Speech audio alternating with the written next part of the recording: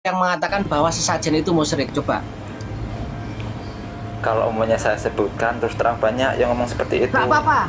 Gak apa-apa. Sampean sebutkan siapa, sampean bacakan referensinya Anda. Coba. Kalau itu saya nggak ingat, yang jelas banyak. Yang penting jangan Saya- ya yang penting jangan ulama tetangga, tapi Afwan. tetapi Nah, ulama yang yang lain. ada di kitab. Itu naikin Al-Mizi itu, mungkin ada lawan yang lain. Biar ada Coba teman. yang Wahabi yang pinter. Ayo Wahabi yang pinter naik. Ini nih, ada tuh. Biar dibilang nggak keroyokan, naik.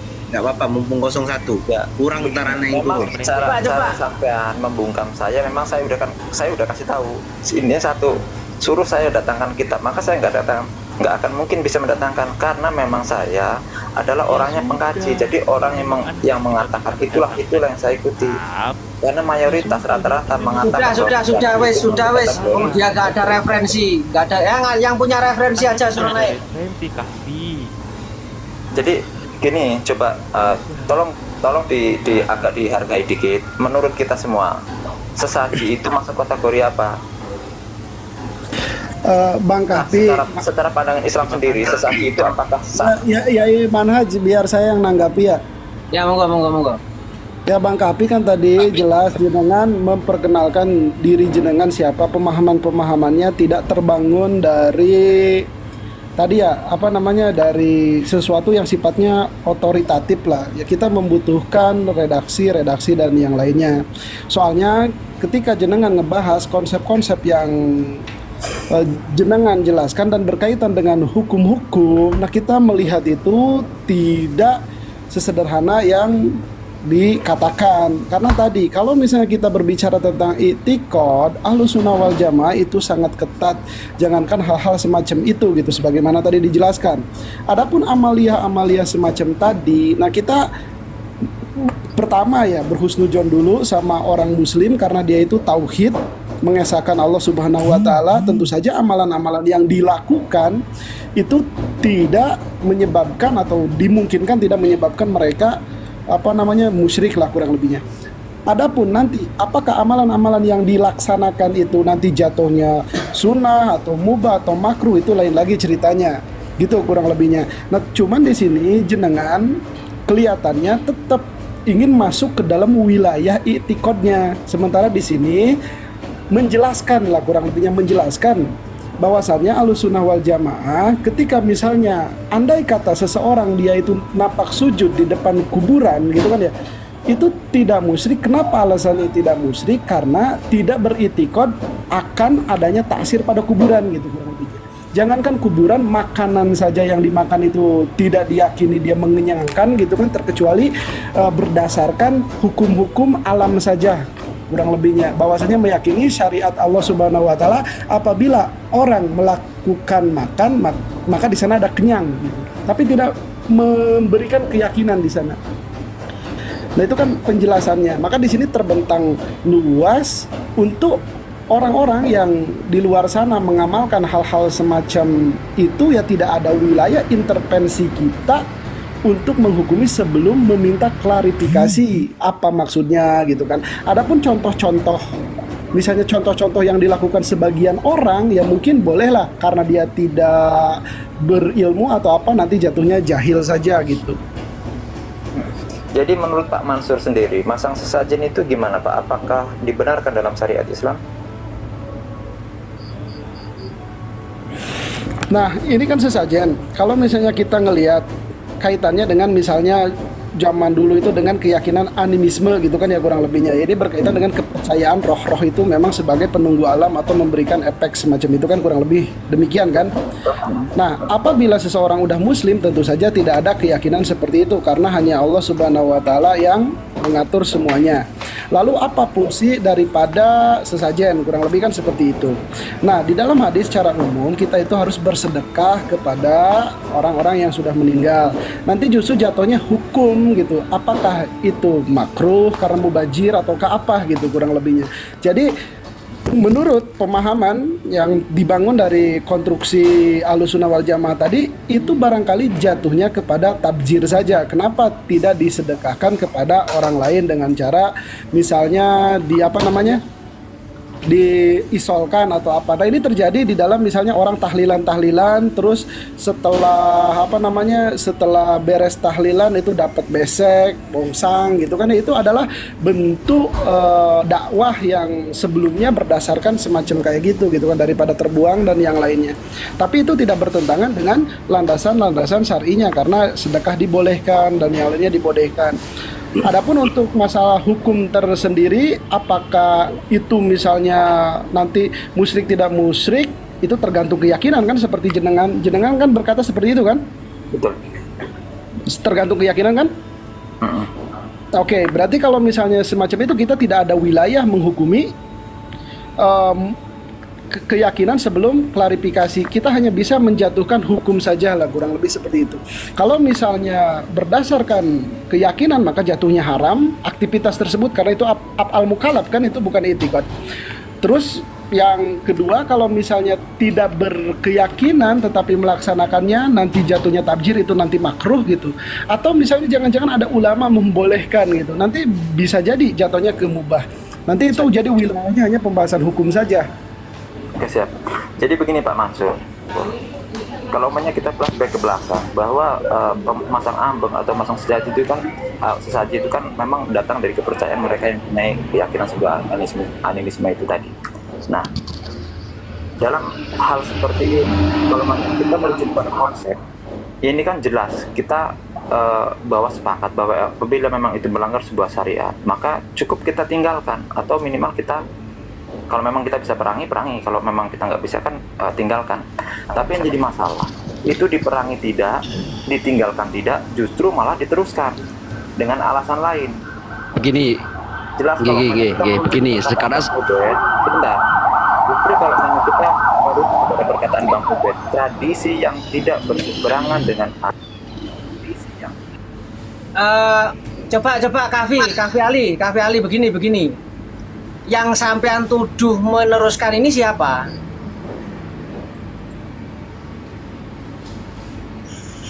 Bang Kafi, yang sampean tuduh yang meneruskan itu siapa? Aswaja, NU atau siapa yang sampean tuduh itu?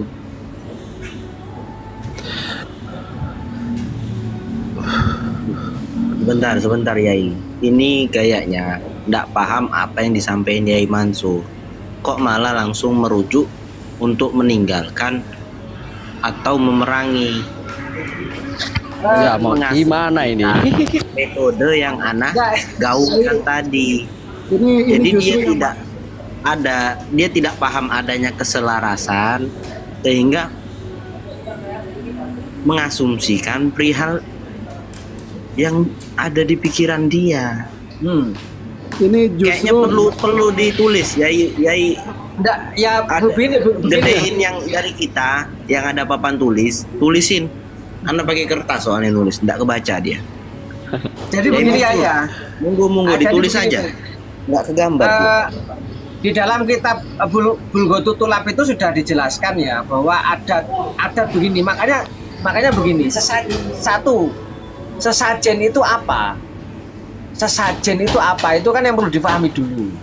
Ada yang mengatakan bahwa sesajen itu ya sesaji, suguhan. Sesajen itu suguhan. Nah, kalau sesuguhan ini kan masih umum bentuknya.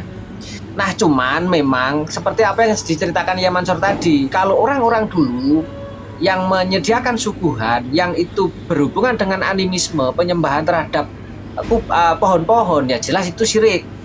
Jelas itu musyrik.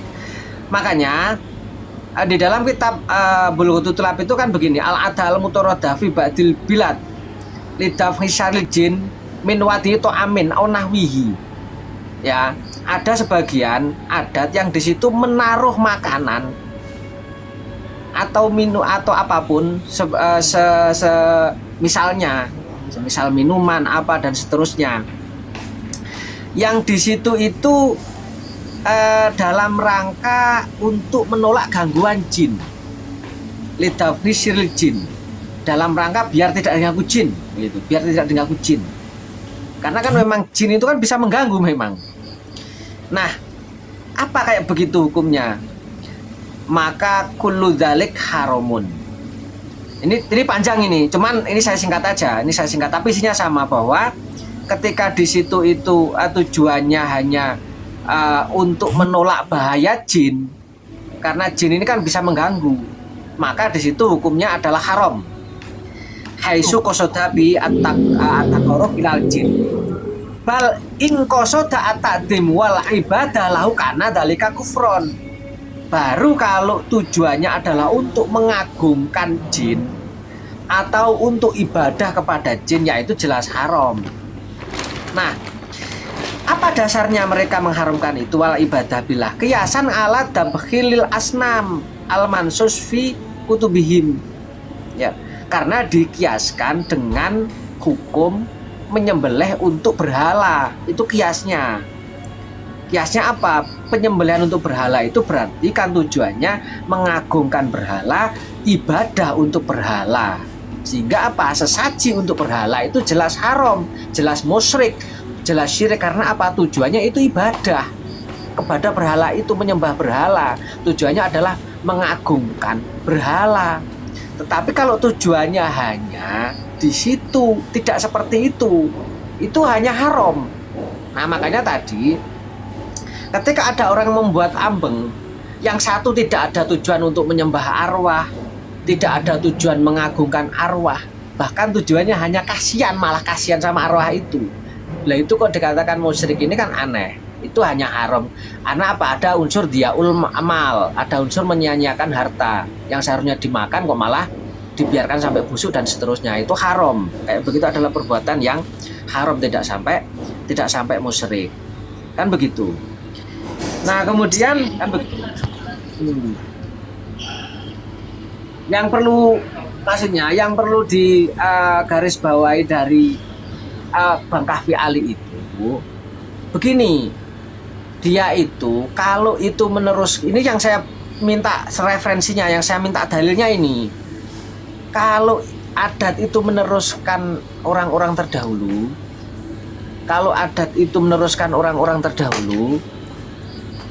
itu nanti syirik. Coba begini Bang, saya contohkan begini.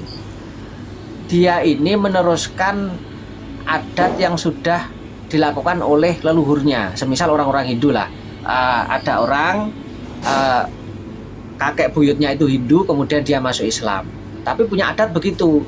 Dia ini ngasih sesajen untuk leluhur yang tujuannya adalah mengagungkan dan menyembah leluhurnya, menyembah nenek moyangnya. Tujuannya memang begitu. Nah, kemudian cucu-cucunya ini meneruskan tradisi itu, tapi keyakinannya sudah beda. Tidak ada keyakinan menyembah dan tidak ada keyakinan di situ mengagungkan, tapi justru malah kasihan kepada nenek moyangnya. Perlu dikasihani karena nenek moyang ini kasihan di sana. Maka ayo kita buatkan sesajen ini biar dia senang. Justru malah iba, atas dasar iba, tidak dasar atas dasar menyembah dan mengagungkan. Lah kalau kayak begitu itu apakah masih musyrik Pak Kahfi? Itu kalau sampai jawab masih musyrik, tolong datangkan referensinya, dalilnya. Ilatnya apa kok sampai katakan masih musyrik? Kasih contoh yang lebih mudah, Yai Ali. Monggo, kalau itu kan dia mengumumkan.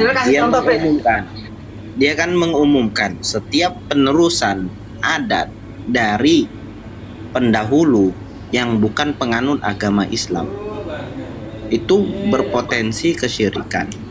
Berarti ini mengumumkan wa in kan mutabiqan li syariah au mukhalifan li syariah. Baik itu bertentangan atau sesuai dengan syariat. Berarti dari tadi dia tidak ada kesepakatan dengan ucapan kita yang udah disepakati. Begini. Contohnya pendahulu dia yang bukan beragama Islam itu hobinya sedekah atau memberi, dilanjutin sama dia yang notabene sebagai agama Muslim. Berarti secara tidak langsung dia memasukkan itu kesyirikan. Beb, kayak gitu Beb. Nanti malahan tuh nanti bias lagi kalau begitu. Begini. kita mengerucut kepada saja, kita mengerucut kepada bahwa dia ini tadi kan menyoal bahwa itu tradisi dulu orang-orang musyrik kan begitu. Maksudnya begitu, dia itu maksudnya begitu. Nah, kalau tradisi yang baik, walaupun itu yang melakukan orang kafir, ya itu dohir lah, bahwa dohirun lah. Ya, saya kira sangat menjadi lucu kalau itu dibilang haram kan begitu. Nah, ini yang jelas-jelas begini aja, yang jelas-jelas ini begini ya, bahwa ada tadi saya contohkan itu tradisi yang memang dulu memang tradisinya orang kafir dan itu tradisi kemusyrikan. Dia membuat sesajen yang di situ memang tujuannya menyembah. Nah, akan tetapi ditirukan oleh cucu-cucunya tapi dengan keyakinan yang berbeda. Nah, apakah ini nanti masih musyrik? Coba, itu kan berarti kan sudah parah itu. Artinya apa? Tradisi musyrik, tradisi syirik diteruskan cucu-cucunya tapi dengan keyakinan yang berbeda. Dengan keyakinan yang berbeda. Lah, apakah di situ itu masih berstatus syirik cucu-cucunya itu karena mengikuti nenek moyangnya padahal keyakinan sudah beda. Masuk Monggo, ya. Ya, monggo. Ini saya ngelihat justru tadi sebagaimana dikatakan Habib Obed juga Yai Ali. Jadi di sini kalau misal kita berbicara tentang pelaksanaan tradisi itu sekarang, Bang Kapi juga di sini mentafsil katanya tergantung keyakinan gitu. Tetapi ketika udah mentafsil tiba-tiba istishab makana lagi gitu. Maksudnya istihab makana itu jadi umum lagi, tetap yang musyrik gitu kurang lebihnya. Padahal tadi di akhir dia juga sudah sampai pada titik tafsil, maka di sini rancu gitu pembahasannya. Maka kita mau menyelesaikan yang sekarang atau yang nanti. Nggih bener kayak ya Mansur. Tadi kan sudah paham sebenarnya kayaknya Kang Kalvi tadi sudah sepakat nggih, ada tafsir, ada jahil begitu. Kok kemudian dikembalikan lagi bahwasanya kenapa ulama itu tidak menghancurkan tradisi itu lah. Bagaimana menghancurkan wong sudah ada tafsilan kan gitu. Kok membahas ulama untuk menentang itu. Terakhir ini untuk terakhir ya, ini sudah terakhir Beb untuk Bang Kahfi, silahkan kalau bisa menjelaskan sampai jelaskan beserta dalilnya. Kalau hanya menjelaskan saja nggak ada dalil, nggak ada referensi, ya sudah, berarti ya sudah nggak usah dijelaskan Mas.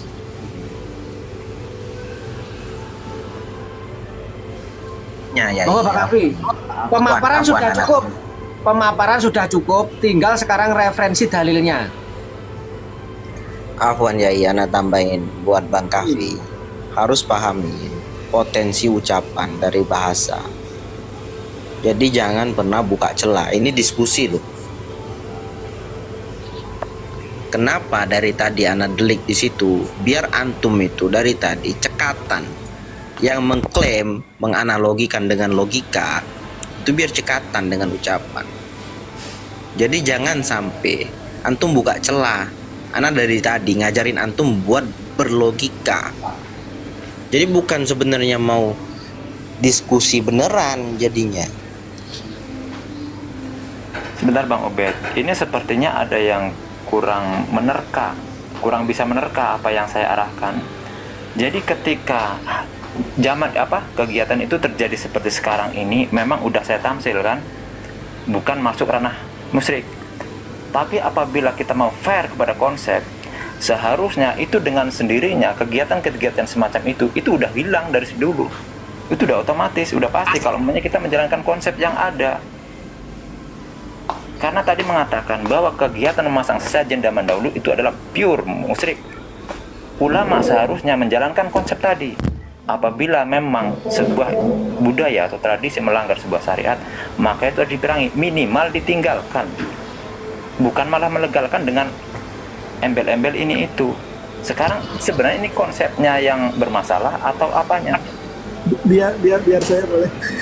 Makanya begini Kang Kahfi, ketika ini dianggap dari konsep yang awal tadi dianggap itu bertentangan dengan syariat, ini syariat yang mana? Syariat Rasulullah yang mana begitu?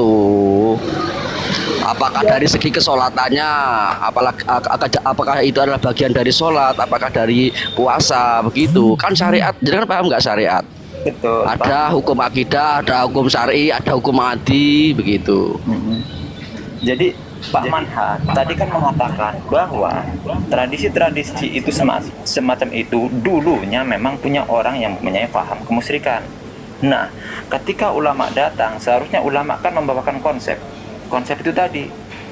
Dalam urusan ini seharusnya apabila memang ulama tegak menegakkan konsep itu, seharusnya dengan sendirinya kegiatan Begini nggih, ini udah pasti hilang dengan ngapunten nggih, sendirinya. ngapunten. Nggih. Maaf Pak Kavi. Ada tradisi jahiliyah, ada tradisi jahiliyah nggih yang diberlakukan temurun-temurun oleh jahiliyah. Ini kemudian ketika datang Islam itu tidak kemudian akan ditentang dan dihabiskan tradisi itu, bahkan dijaga. Seperti sa'i baina Safa wal Marwah. Ini adalah tradisi orang-orang jahiliyah. Monggo. Gini, coba gini. Yai Manhaj, saya masuk dulu sebentar ya. Tadi gini, ini kan tidak ada referensi. Cuman gini, kita uji aja konsistensi logikanya gitu. Biar Habib Obed menjelaskan. Itu di awal dia itu pakai syartiyah mutasilah. Jika memang benar ulama sepakat itu tradisi haram, maka haram gitu kan kurang lebihnya. Tetapi untuk berbicara sekarang kok jadi syartiyah munfasilah. Jika tidak berniat melanjutkan maka itu boleh, jika ini tidak, itu gimana ceritanya? Ada dua konsep kurang lebihnya. Justru di sini kita memahami para ulama zaman dulu ketika memandang tradisi semacam itu bagaimana, apakah tidak bisa disyariatkan, apakah bisa kan seperti itu. Nyatanya bisa. Nah, itulah yang berlangsung sekarang gitu. Soalnya di sini justru ada kecacatan logika di mana jenengan bukan secara normatif itu harus mutasilah, tapi secara penyikapan untuk saat ini terpisah. Ini kan sesuatu yang rancu. Ya betul. Jadi begini Pak Mansur, memang sepertinya bisa dikatakan bahwa saya cacat logika. Tapi begini, kalau umpamanya kita berpegang pada konsep, ingat ya konsep ya, apabila memang itu pure melanggar sebuah norma-norma agama kita, menyeberang daripada apa yang kita yakini, maka itu kan cukup perangi atau minimal ditinggalkan. Seharusnya ulama dahulu apabila memang berpegang teguh pada konsep itu, maka mustahil sebenarnya mustahil ini masih berlanjut sampai sekarang.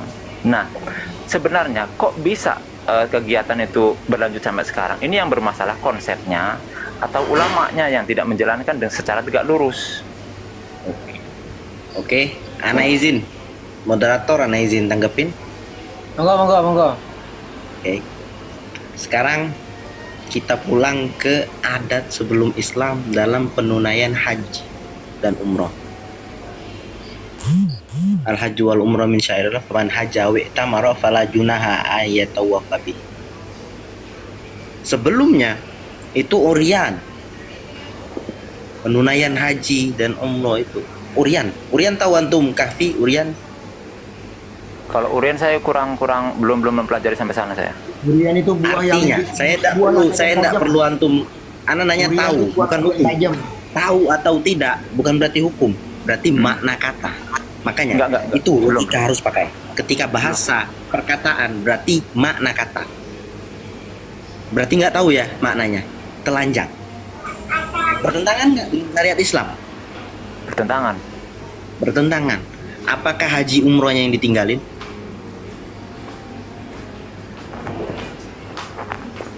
Itu sebenarnya kalau kita merujuk kepada sa'i haji umroh itu sebenarnya pure perbuatan dari musyrik atau memang ajaran Nabi Ibrahim yang sudah mulai diselewengkan. Jadi gini, yang kita Sejarah sepakati itu ketika mukhalifun bi syariah, Oke. apa yang dihilangkan? Di sini Mukhalafah bil syariahnya. Karena apa? Yang syarat harus mutobikon bi syariah. Dari mana caranya? yang dihilangkan arah mukhalifnya. Siap. Mukhalifnya Mohon satu-satu yang berbicara jangan semua. Maksud anak serius gitu. Oke siap. Pak Ubed, maaf Pak Ubed. Apakah menurut Pak Ubed sendiri Sa'i itu memang pure datang dari kaum jahiliyah, bukan penyelewengan daripada agama Ibrahim sendiri? Itu dari sebelum Islam ada. Iya betul. Tapi itu pure dari perbuatan orang jahiliyah atau agama Ibrahim yang sudah mulai diselewengkan? Kita bisa menjamin itu bagaimana? Sekarang gini loh, apakah sebelum Nabi Muhammad itu cuman di Arab saja mendapatkan Nabi? Betul? Kan Nabi Muhammad doang nih, li umumil insan, li umumil ummah, untuk umum umat. Sebelumnya tertentu umat. Apakah kita bisa menjamin sebelum agama Islam masuk ke Indonesia tidak ada nabi yang diutus? Itu kan nggak ada jaminan. Ya betul. Ini Ada kan potensial. Mahtamala sidqa wal siap. Oke, al siap. khabar. Jadi- Tidak ada ihtimal di sini potensi. gini, Habib, ya kalau misalnya kita pakai pendekatan Bang Kahfi ini, kalau misalnya dia berbicara tentang syai, tentang itu ada kemungkinan itu syariat sebelumnya, ya kenapa di dalam konteks keindonesiaan pun tidak semacam itu? Alasannya kenapa demikian? Ya karena adalah mungkin di Indonesia ini nabi-nabi yang diutus. Nah, di dalam syariat Islam, syar'u man qablana, syariat-syariat sebelumnya itu mau dikatakan ada nilai musyriknya atau tidak gitu. Tapi apabila tidak dilegalkan oleh syariat Nabi Muhammad SAW, ya itu tidak menjadi syariat kita, kurang lebihnya kan seperti itu. Nah, terkait dengan masalah upaya penghukuman para ulama zaman dulu tentang tradisi-tradisi Indonesia, kita lihat apakah ijtihad mereka keluar daripada keumuman syariat Nabi atau tidak, kan penimbangannya semacam itu seharusnya. Dan di sini pasti bisa membuktikan semuanya lah tentang tentang acara-acara semacam kenduri atau apa dengan dasar-dasar syar'i yang tidak keluar daripada keumuman syariatnya Nabi Muhammad SAW. Dan kita udah sering kelihatannya hal tersebut dibahas di sini gitu kurang lebihnya. Jadi kita harus menemui sebuah titik awal bahwa sesaji secara umum zaman sekarang, sesaji secara umum untuk zaman sekarang itu apakah melanggar sebuah syariat? Apakah dibenarkan semacam itu dalam agama kita? Makanya syariat tadi nggih, semisal masuk ketika Habib Ubed tadi menjelaskan syariat adalah yang ditolak adalah telanjang tadi nggih, karena telanjang adalah mukhalifus syar'i, maka yang harus dihilangkan adalah mukhalifnya, begitu nggih. Nah, sekarang ketika sesaji, maka saya tanyakan kepada Kang Yai Kahfi ini, dari mukhalifus syar'i dari sisi yang mana, begitu loh nggih. Kalau dari sisi selesai tadi dibahas, ada tafsil begitu nggih. Nah, dari segi syariahnya sekarang, apakah orang sesaji itu nanti kemudian dia telanjang karena menutup aurat adalah syariat Islam, apakah kemudian di situ ada istilahnya menyakiti diri nggih? Karena ini adalah syariah Rasulullah. Nah, di situ apakah kemudian nanti di situ ada yang lain-lain seperti nanti pentafsilan tafsir dan sedekah. Di situ kan itu ranahnya syariat, bukan akidah, begitu kan?